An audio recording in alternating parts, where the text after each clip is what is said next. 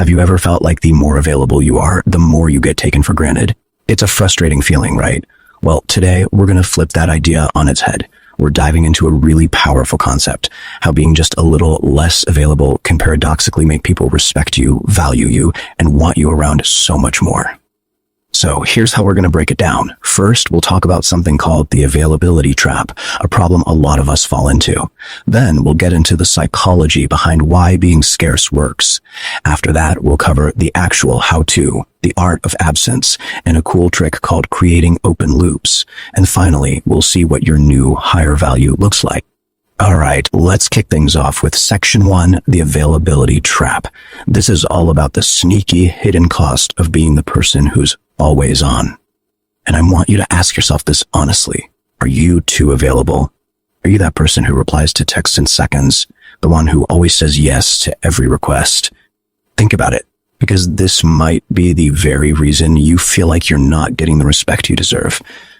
I mean, just look at the difference here. On the left, you've got the always on person. See how they're just getting bombarded, arrows coming from everywhere. They look totally overwhelmed. But on the right, that's the strategically absent person. They're calm, they're alone, they're even a little elevated. Their presence isn't just a given, it's an event. And here's the real kicker. When you're always around, you become background noise. People literally stop seeing you. Your ideas, your presence, it all just fades into the wallpaper. You're there, but you're basically invisible. Okay, so how do we get out of this trap? Well, it's not about being a jerk or ignoring people.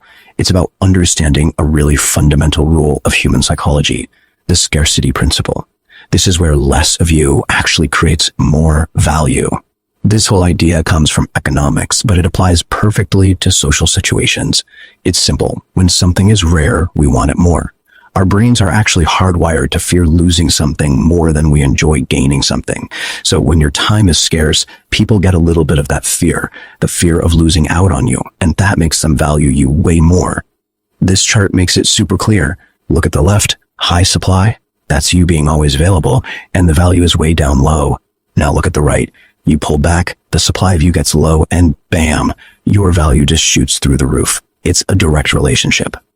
Okay, so the theory makes sense, but how do we actually put this into practice? Let's get into the nitty-gritty, the practical steps. This is the art of absence. It's really just a 3-step move. First, you have to recognize that moment in a conversation when the energy is at its absolute highest, the peak. Second, right at that peak, you find a polite, graceful way to leave. You don't just vanish, you withdraw. And third, and this is the magic part, you let them wonder. You leave them wanting just a little bit more. Now, the reason that withdrawal works so well isn't just because you left. It's because you've created something in their mind, a powerful little psychological hook called an open loop. And this quote just says it all, doesn't it? The secret to being missed is not always being there. You're not finishing the conversation. You're not tying up every loose end. You're intentionally leaving something unfinished. And that forces them to think about you long after you've walked away. So here's what that open loop looks like in action. You start a good conversation. You build that positive energy up to its absolute peak. And then you cut. You leave. This creates a kind of tension in their brain. There's actually a name for it, the Zeigarnik effect. Our minds hate unfinished business, so their brain will keep chewing on that incomplete conversation, which means it'll keep chewing on you. So what happens when you start doing this consistently?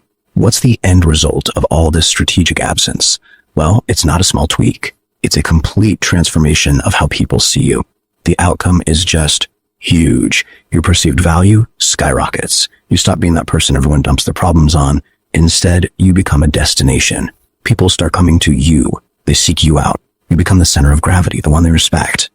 Okay, let's just lock this in. Here are the main things to remember. Number 1, being available 24/7 is a trap. It screams low value. Number 2, scarcity is your friend. Use it. Number 3, learn to leave when the conversation is at its best. That's how you create that open loop.